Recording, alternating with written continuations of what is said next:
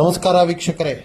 ಗುರುಗಳೇ, ಎಷ್ಟೇ ದುಡಿದ್ರೂ ನನ್ನ ಸಾಲ ತೀರ್ತಾ ಇಲ್ಲ, ಅಥವಾ ಎಷ್ಟೇ ದುಡಿದ್ರೂ ನನಗೆ ಹಣಕಾಸಿನಲ್ಲಿ ಉಳಿತಾಯ ಆಗ್ತಾ ಇಲ್ಲ, ಹಣದ ಸಮಸ್ಯೆ ದಿನನಿತ್ಯ ಬಹಳ ಆಗ್ತಾ ಇದೆ ಅಂತ ಯೋಚನೆ ಮಾಡ್ತಿರೋರಿಗೆ ಈ ಒಂದು ಸಣ್ಣ ತಂತ್ರ.